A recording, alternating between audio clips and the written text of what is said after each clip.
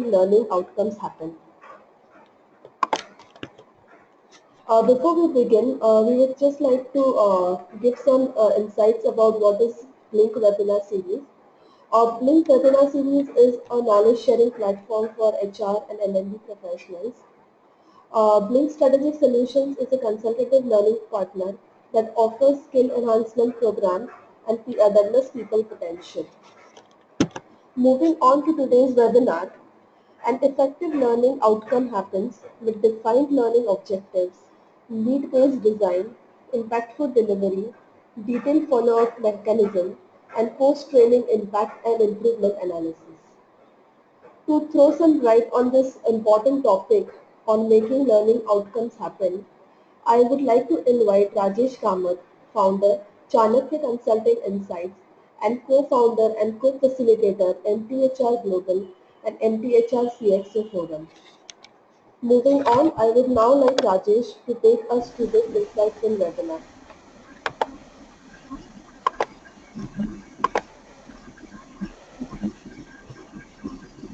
Over to you, Rajesh.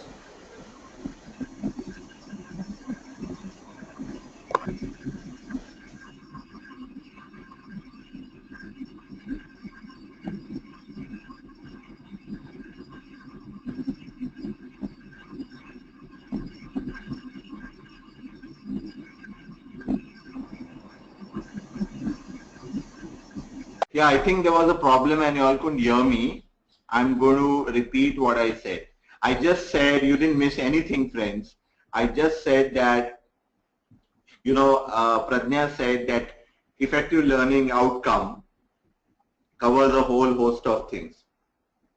Defining learning objectives, need-based design, impactful delivery, detailed follow-up mechanism, post-training impact and improvement analysis. Friends, I want to tell you all of this is actually worth an entire day's program or even spread over 2 days. Okay? But the interesting thing is that we can touch upon all of this in a small way in today's session of 1 hour. Okay? So what I'm really going to do is give you an idea of how you can go about each of this. I'm going to get you started. For those who are already doing this, I'm going to give you tips and ideas of how you could do each of this. Let's call it a sharing of my experiences spread over the last 22 years in terms of how some of these can be done. Always love to begin with a story. Yeah? So I'm going to tell you the story of a young boy in Japan who is trying to learn. What is he trying to learn? This young boy of about 12, 13 years wants to learn judo. Now he has a strong aspiration to not only learn judo but become the best judo champion there ever has been. But for that, he has to first learn it from a guru, because judo is not something that you can learn from just reading books or just listening to an audio or just attending a webinar like you are listening to me now. There's only one challenge, friends, and the challenge was that this boy was born without a left arm. Yes, you heard right.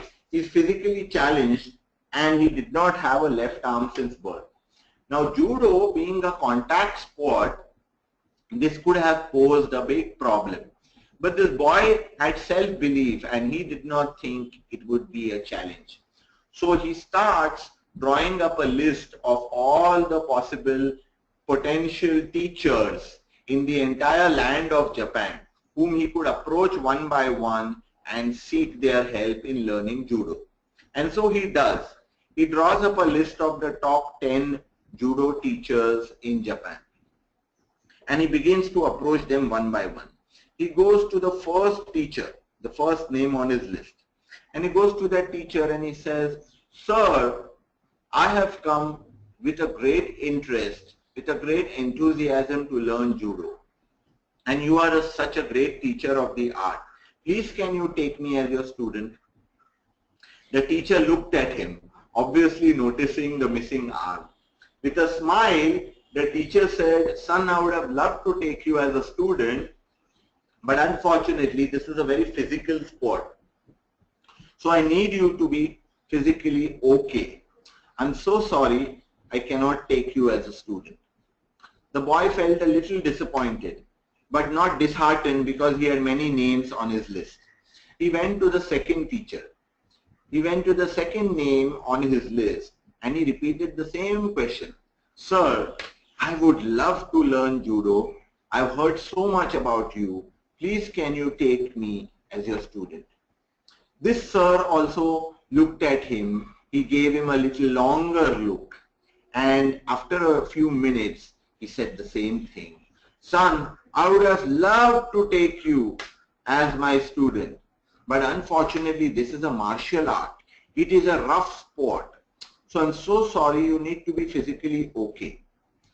Once again, the boy felt disappointed, but he continued his journey. He went to the third teacher, the fourth teacher, the fifth teacher.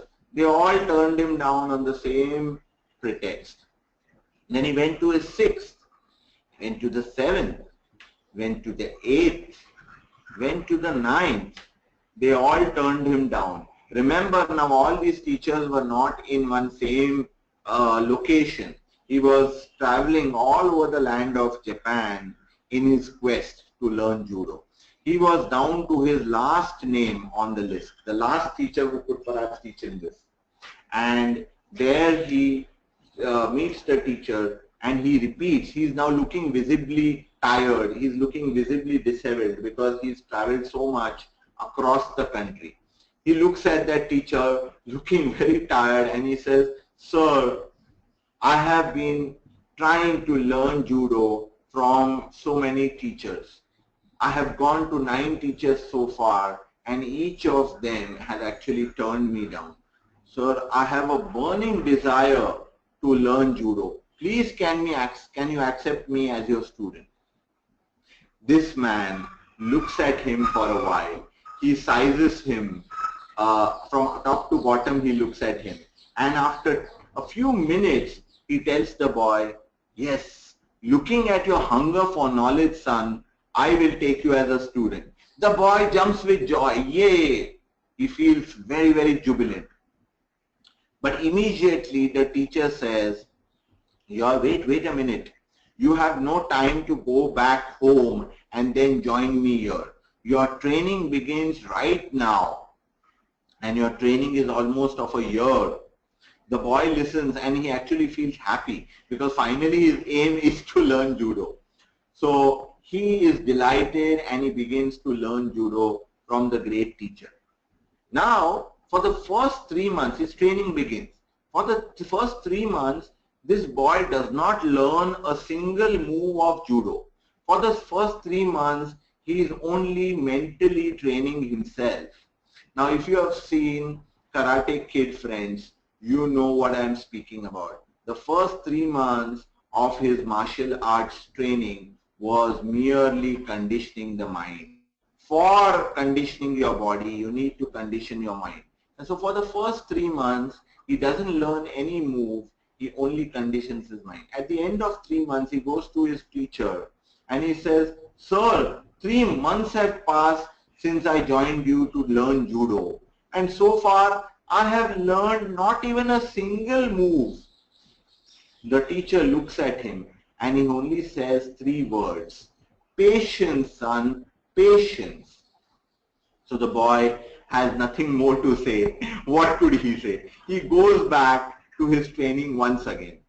3 more months pass. In those 3 months, he begins to learn much more. But at the end of 6 months, he knows one move, only one move of judo which he learned. So at the end of 6 months, he goes to his teacher once again. He says, Sir, 6 months have passed since I joined you.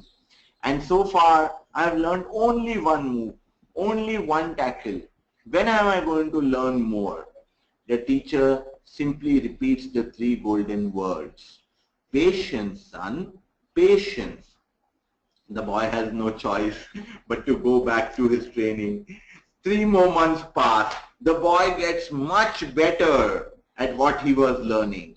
but at that one move, that one tackle.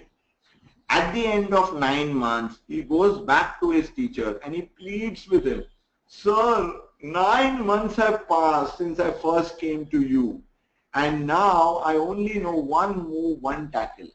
As if to say, when am I going to learn the rest? Because I have learned only one move, one tackle. The teacher once again calmly repeats the three golden words. Patience, son, patience. The boy is running out of patience, but he has to listen to his teacher. He goes back to his training. In the last 3 months, friends, he becomes excellent. He masters it. But that one move, that one tackle. So he masters that one move, that one tackle. But he goes back to his sir and he says, "Teacher, sir, 1 year has passed since I came to you for training. All I know is this one move, one tackle." I know you would imagine what the teacher will say, the three golden words, but no. This time the teacher says, "Son, your training is now over." The boy can't believe it. All I know is one move, one tackle. How can my training be over? As if reading his mind, his teacher says, "Son, this is the only move you will ever need. This is the only move you will ever need." The boy listens. He doesn't understand the meaning of those words, but he begins his sporting life now. So he begins to take part in all the amateur tournaments. Lo and behold, he wins all of them one by one. All his opponents are newcomers just like him. And so it is relatively easy for him and he wins all of them. Finally, the time comes, friends, when he has to participate in the professional tournaments. He has moved to the next level. And in his first professional tournament, he is faced with a very strong competitor. His opponent is a tough guy. His opponent has a reputation of winning all the last few matches that he has, played in the tournament. This boy is full of fear. He is shivering. He is shaking. He is perspiring. And in that fear, he is thrown to the ground several times. Now you can imagine what that boy must be going through. And he would have lost the match had it not been for the middle time bell that rings. And so the bell rings. There's a little bit of a break that gives him a couple of minutes to collect his thoughts. In those couple of minutes, he makes eye contact with his teacher. And the teacher is giving him a dirty look as if to say, "1 year I taught you. What are you doing?" The boy suddenly realizes that in my fear, I did not use that one move that I have learned in this entire year.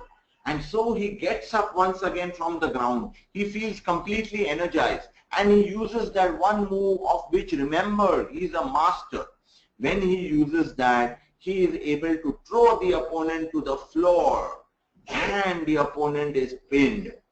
And he goes on to win that match. Wow! The boy is jubilant once again. He goes to his teacher and he says, "Master, master, I have won the tournament." The master says, "Yes, I know." He says, "But master, I can't believe it. How is it possible? This is my first professional game, and across me was someone who was a far more seasoned professional, who was much stronger than me, much more experienced. How did I win this match?"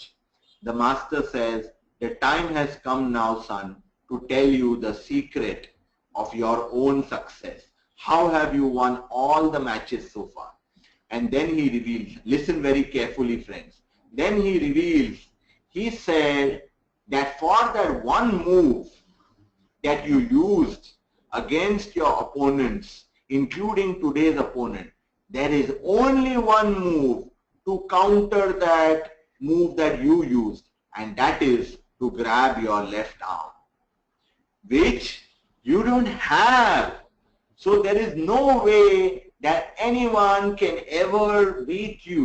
There is no way that anyone can ever defeat you. the boy suddenly realizes the profundity of the master's statement, what he had said at the end of his training. He had said, this is the only move you will ever need. And now he realizes that my master has taught me the one thing that I ever need to become a master in judo. Friends, I want to make you think what could be the learning of this particular story. To me, I would simply say that today, even though you are learning and development professionals, even though you are HR professionals, we are going to cover the basics. If you get these basics right, if you understand these basics properly and follow them step by step, friends, you will always be successful like this little boy. Okay, that's what I wanted to tell you. So we are going to cover 10 steps today. But before that, we are going to do a small poll. So I'm going to request Pradnya to put up our first poll question.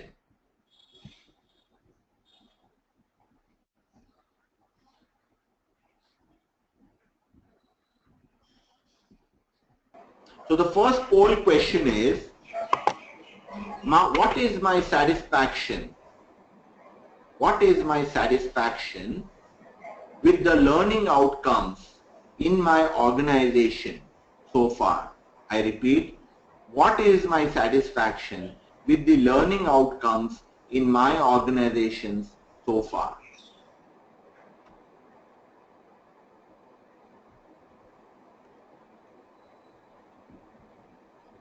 I'll give you a couple of minutes to respond to that.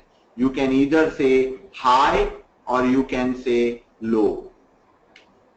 I think we are done. I'll close the poll and share the response. So we have about 33% who say high and 67% of them who says it's low. Okay, congratulations friends.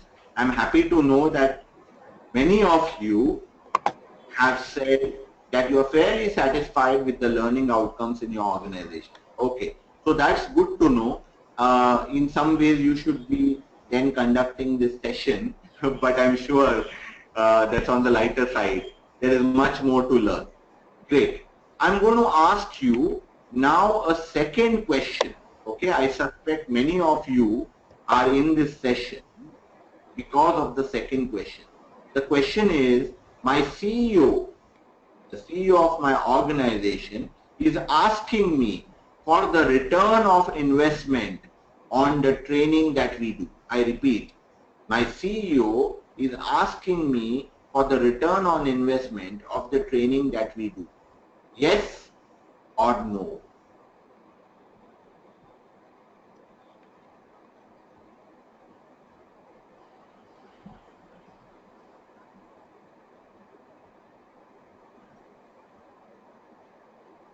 Yeah, so I guess all have answered. I'll close the poll here.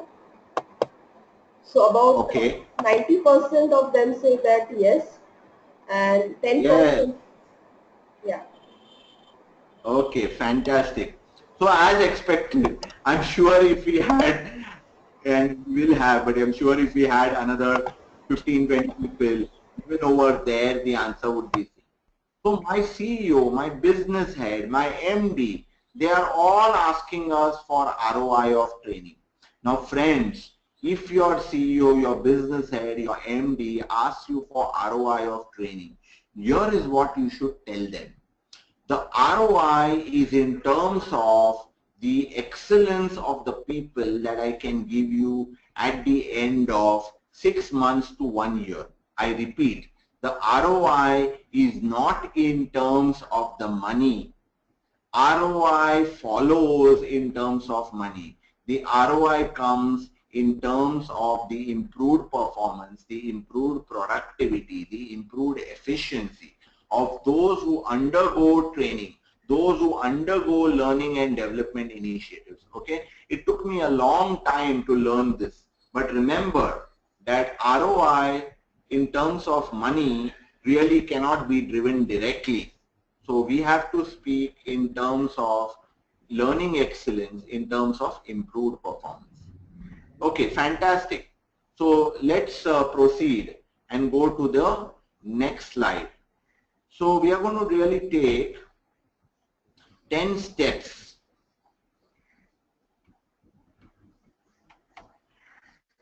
Yeah. So 10 steps to learning outcomes. Okay. And we have roughly about half an hour to cover these, because in the last 8 to 10 minutes I'm going to take your questions. So let's see how well we can do on this. Okay. So the little bit I want to speak about the fear and joy of training.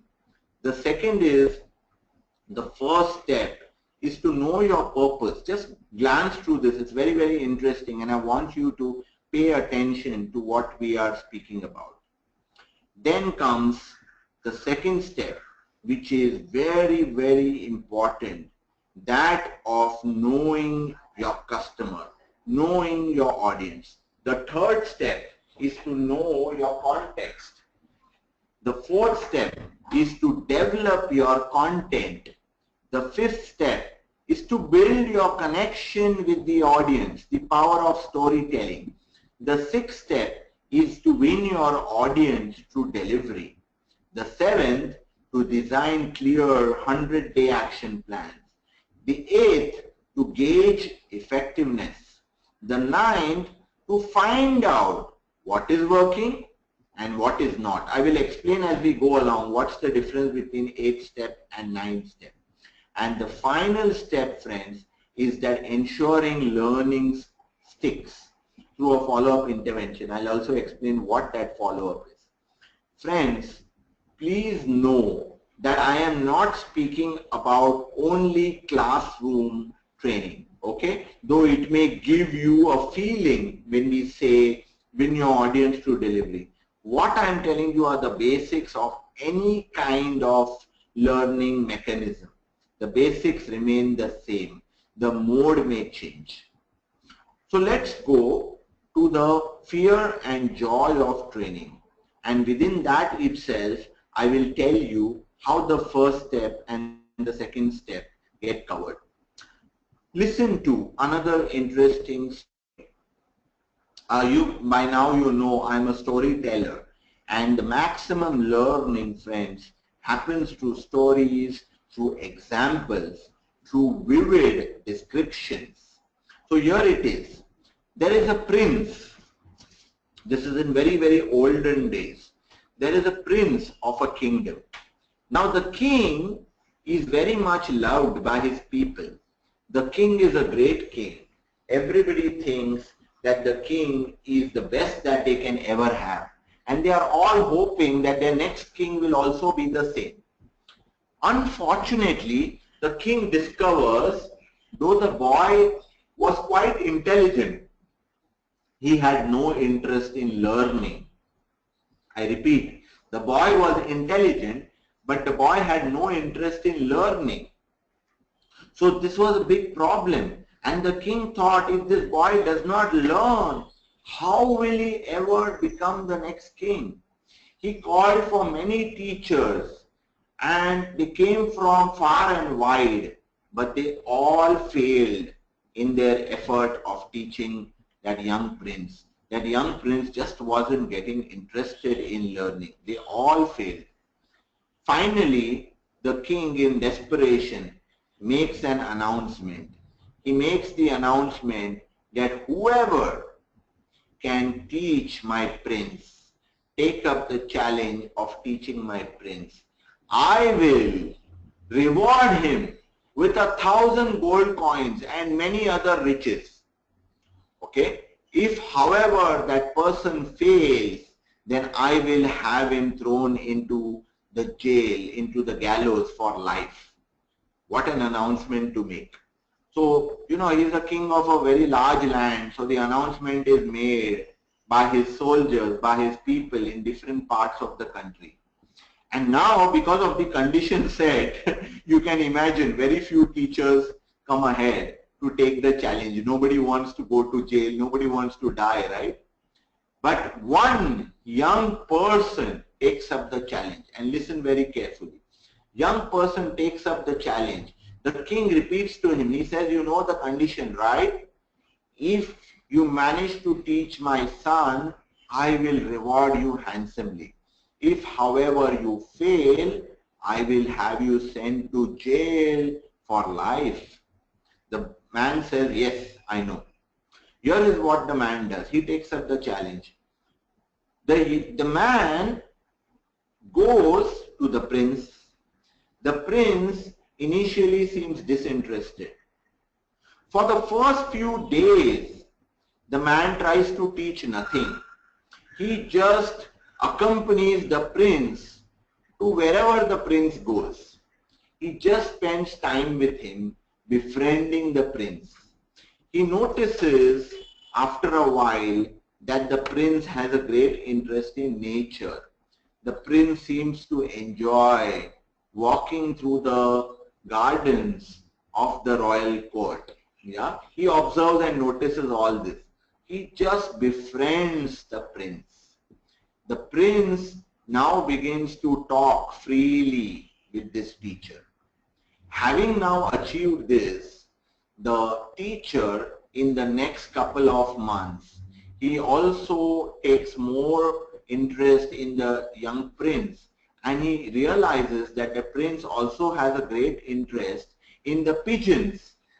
Yeah, so there are a lot of pigeons which gather in the gardens of the royal gardens, and so this teacher tells him, you seem to like these pigeons a lot.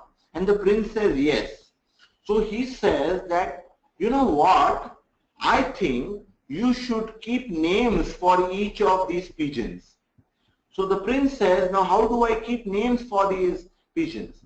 So he tells him that I will help you keep names for these pigeons. He says, okay, please tell me how. And he says, okay, let's call the first pigeon A, let's call the second pigeon B, let's call the third pigeon C, and so on. And after we are done with, let's say, the 26 pigeons, then we will call them AA, AB, and so on. Friends, you guessed right. Through this intelligent method, the young teacher had taught that prince the letters of the alphabet. It did not end there. The prince learned with great enthusiasm because he wanted to name his favorite pigeons. Now this, the prince started really liking this, and he started calling the pigeons by their names. Pigeon A, pigeon B, pigeon C, and so on.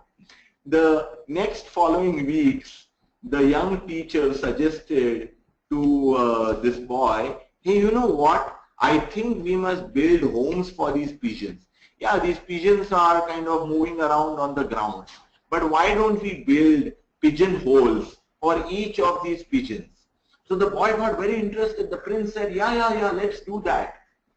So he gets pigeon holes built for each of the pigeons.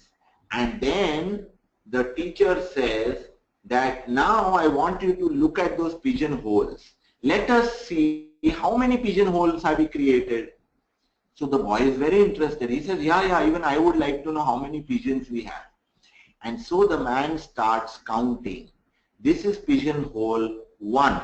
This is pigeon hole 2. This is pigeon hole 3. And so he goes on. Friends, you got it. This is the way he taught the numbers to the prince. Friends, all this continued in different ways, right? Until such time that prince took interest in every possible kind of learning. That man obviously was rewarded heavily. But what is the learning for us as learning and development managers? What is the learning for us as HR professionals?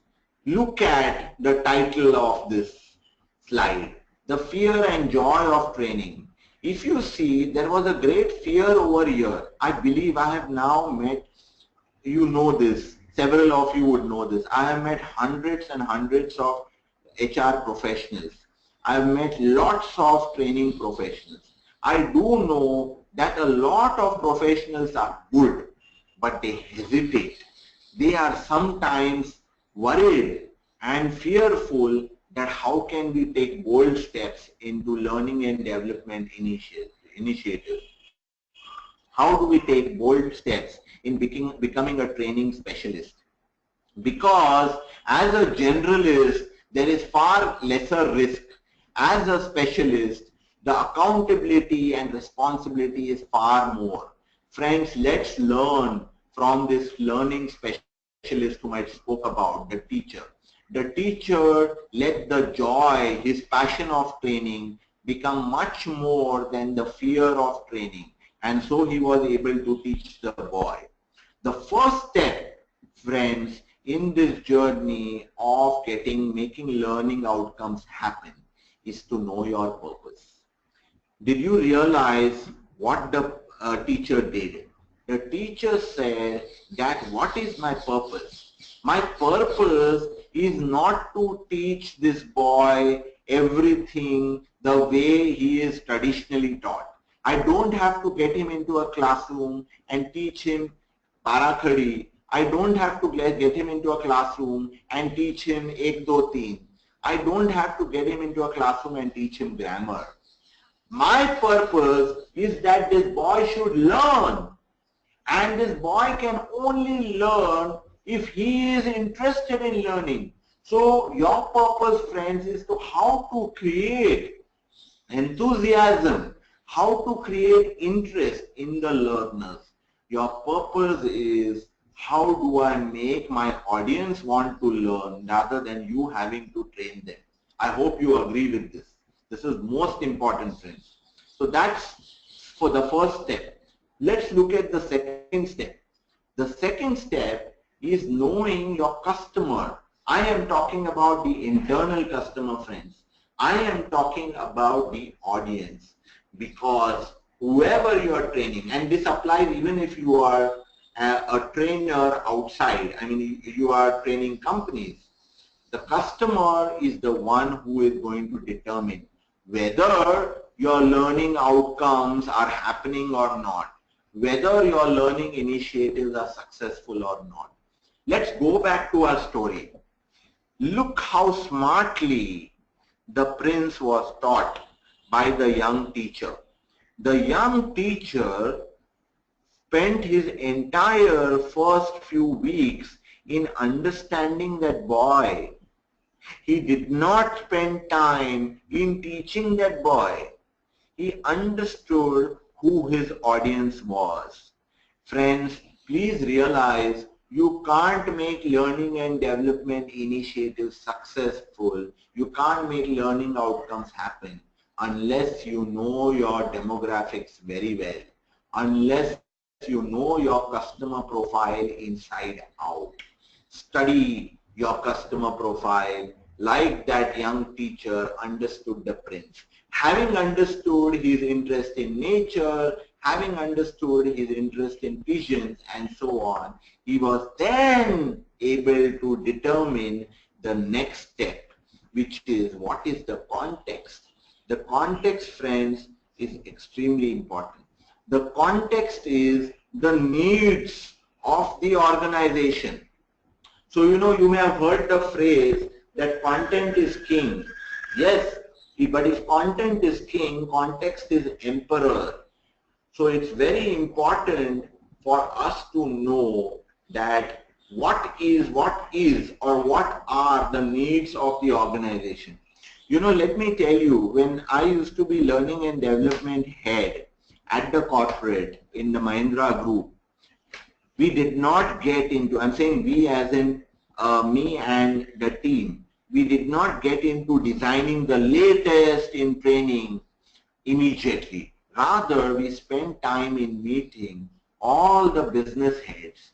We went to the senior folks and we asked them through dialogue that here are 10 possible business contexts. Okay, can you please choose and tell us which of these is the most vital to you?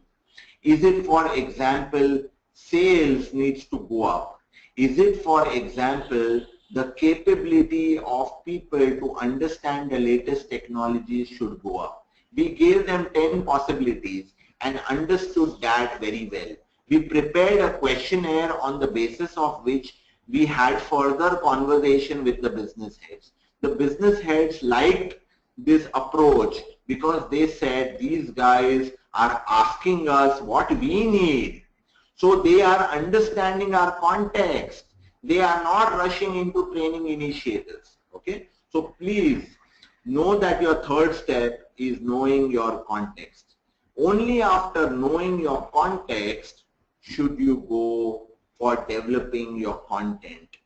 Okay? Friends, now content is where a lot of time needs to be spent. By content, I don't mean just putting a training program together. Not at all. Rather, your entire, I would say at least spend a week to 10 days understanding all the possible literature that is available around the theme, around the needs. Look at the practices of organizations around the world. There is lots available today through research, both paid and unpaid.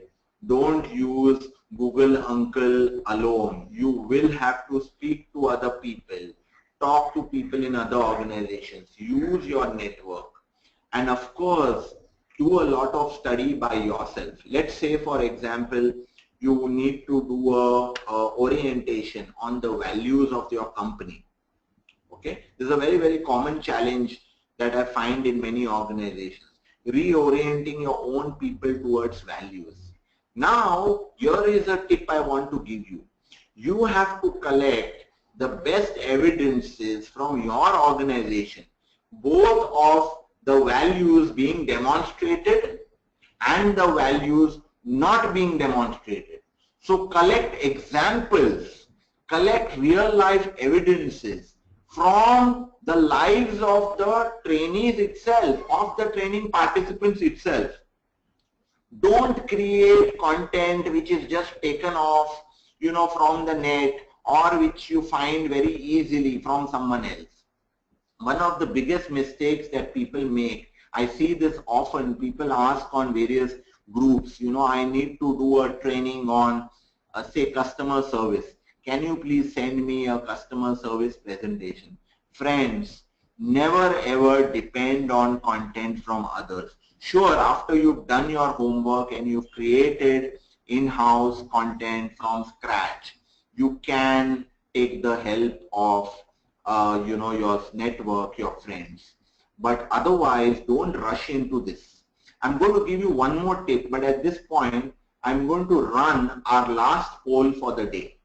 The poll question is as follows, okay? Or this is related to developing our content. The poll question is, I have visited our company's customers. I have visited our company's customers at least 2 or 3 times in this year. I repeat, I have visited our company's customers, okay, not your internal customers, the end customer. I have visited our company customers at least 2 to 3 times. Whether you are a software company, whether you are a manufacturing company, I don't know, whatever it is. Have you visited your company's customers at least 2 to 3 times? I'll give you a couple of minutes to respond to that.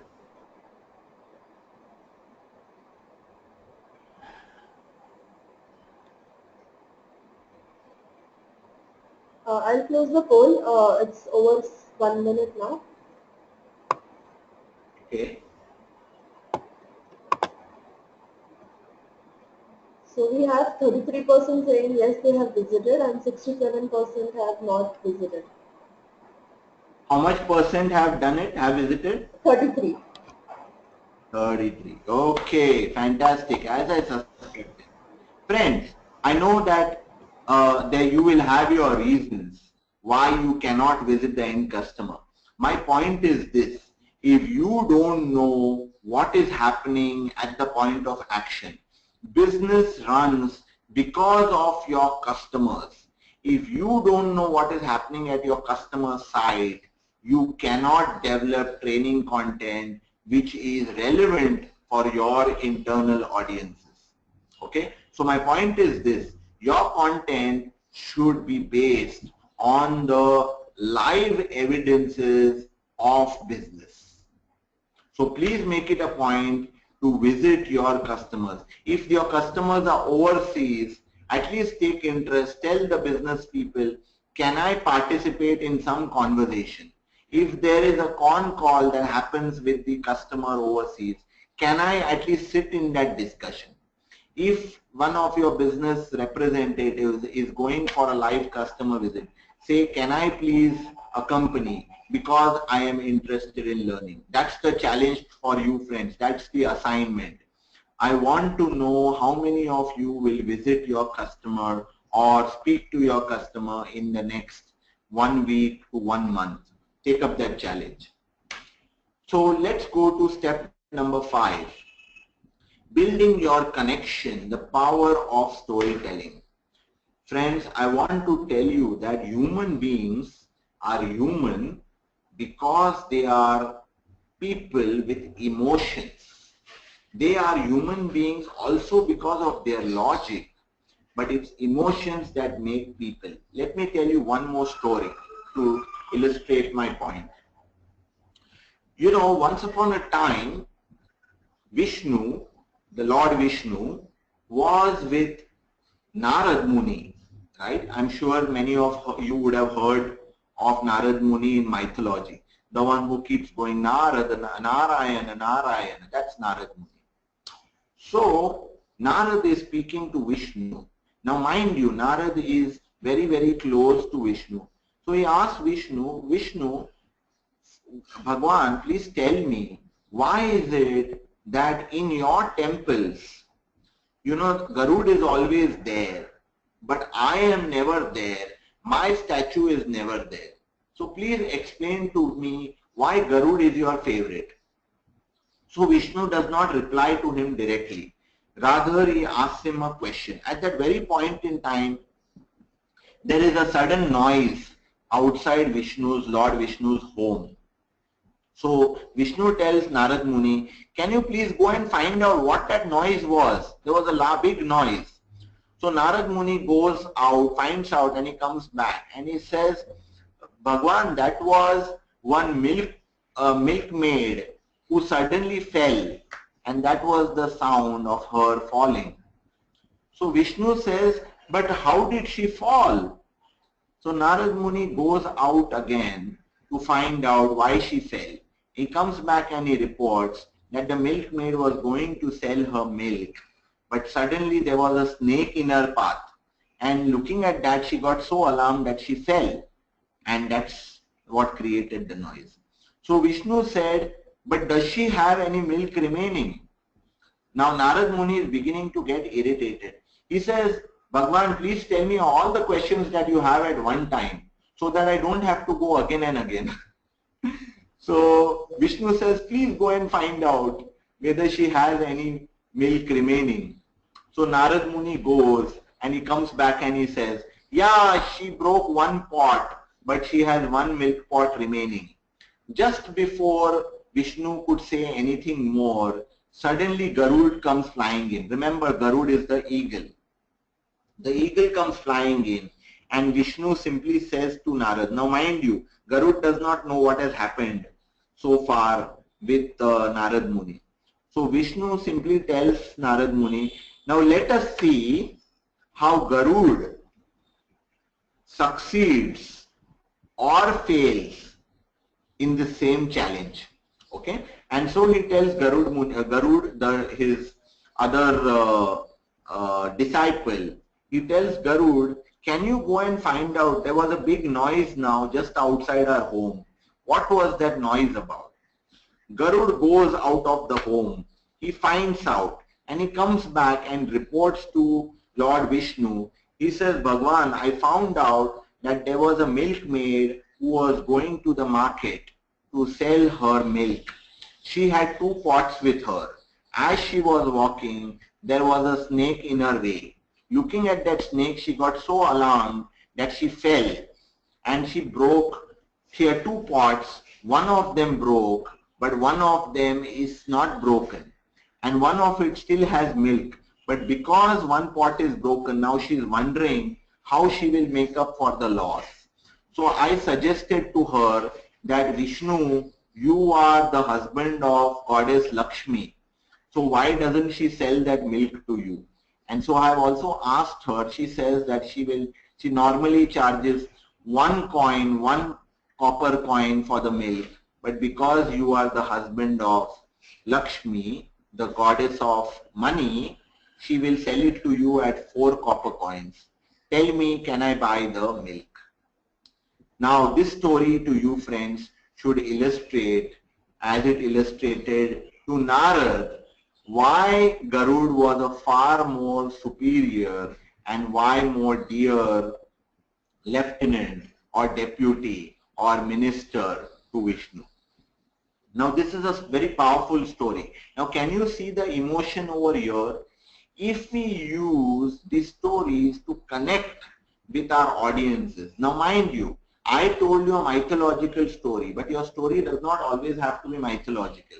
Rather, they should be stories from your marketplace. Please tell customer stories.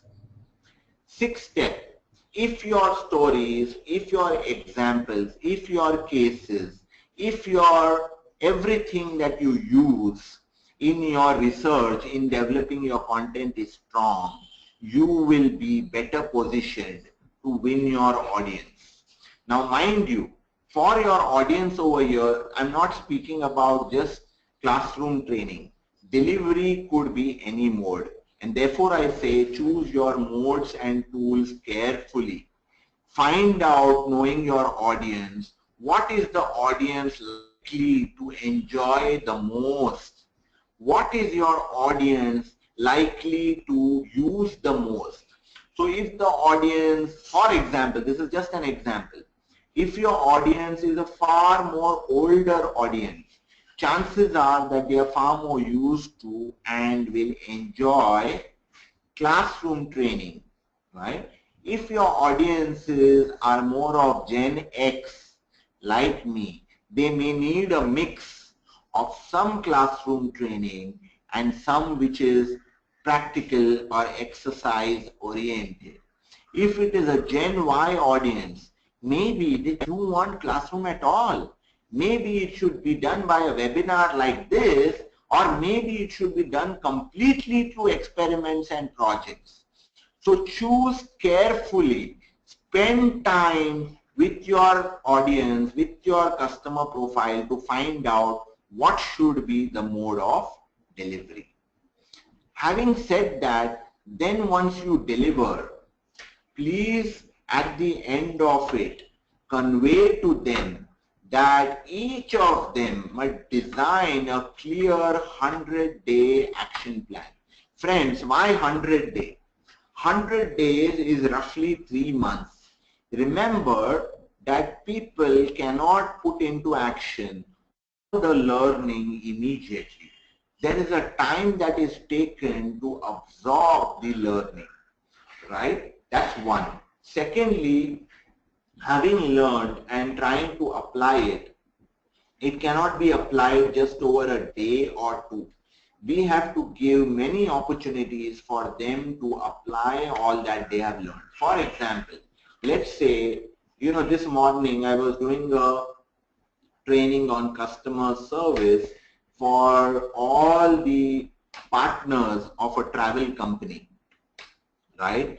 We have made them write 25 to 30 ideas on how they will put the lessons into use. So they have had to draw up an entire action plan, a roadmap, how they will put the learning to use. The company will now follow up with them to see how they are using these actions and what kind of output is coming from that. Without getting firm commitment, there is no point having any learning intervention. You need to draw up an agreement of the learning outcomes, the expected learning outcomes, and then follow them up regularly. It doesn't end there. Now, after 100 days or even during the 100 days, be in touch with both the participants as well as the managers of those people. Look, friends, please remember this. For gauging the effectiveness of learning, there are lots of models, lots and lots of models. There are 6 disciplines of breakthrough learning. There is, of course, your age-old Donald Kirkpatrick model. But friends, this is not just about, coming up with measures. This is collecting enough evidence, enough real life evidence to see whether training is working or not. So you should have enough narratives, enough description of how the learning is being put to use. If you are in touch with both participants and their managers, you will be able to gauge the change that has happened in the behavior, the change in which things are being done differently. If that can be gauged, then you are well on the way to getting the expected learning outcomes. Now, mind you, at the end of 100 days, now 100 days is an example I am giving you. If you want, you can make it even 30 days. Chances are that, people in your organization are in a hurry, but I would advise a minimum of 3 months is expected.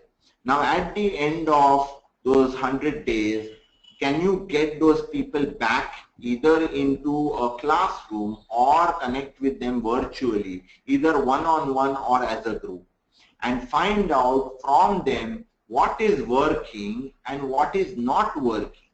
Both are important. It's important to figure that when they are taking this learning into application at the marketplace, what are the difficulties they are facing.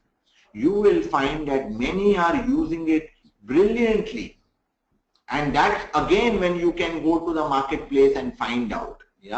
So therefore it's very important to go to the customer. Some may not be using it so effectively. So what is stopping them?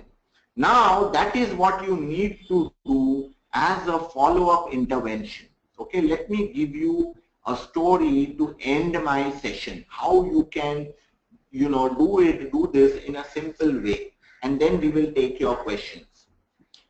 Here is the story of a company which is selling industrial glass. A company that sells industrial glass, GLASS. Now this company is doing reasonably well, but they want the sales to go up, they want more revenue, they want the company to become more profitable.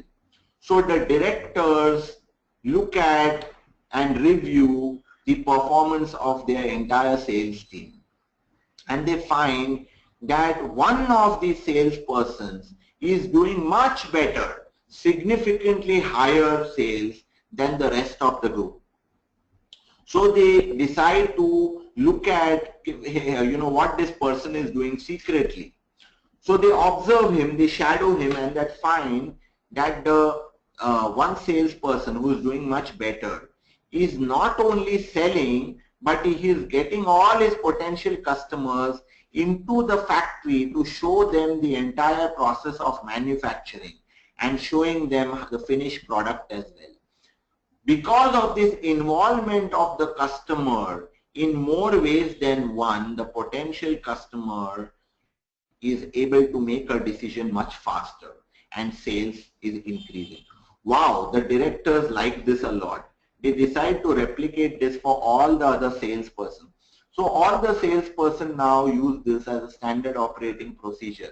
Everybody starts getting potential customers into the factory to show them the process. Wonderful. In about 3 to 6 months time, sales goes up again of the entire company. The directors review the performances of their sales force. Interestingly, they find that the one person who was doing much better is still doing much better than the rest. They shadow him again and they find now that person has added one more step to his process. After showing the customer the factory and the glass, the finished product, he takes a hammer in his hand, a sledgehammer, and with that sledgehammer, he gives one big hard shot to the glass.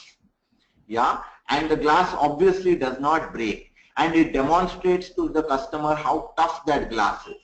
and so the potential customer buys the product much more and sales went up. The directors are impressed. They replicate this process now for the entire group. Sales goes up again. At the end of 6 months, they find that everybody is doing much better. But the salesperson who was doing better than the rest of the group is still doing better. Now they wonder, oh, what more has he added? So a third time they shadow him and they observe what is he doing differently. Friends, he just made one small change to his process. At the end of the factory visit, he gets the glass in his hand, he shows them the finished product, and he gives the hammer in the hand of the customer. So the potential customer became even more happy and sales went up. Friends, I want to tell you that this is how learning outcomes should go up. Some people will take the learning outcomes, the learning that happens to fruition stage, convert it into action.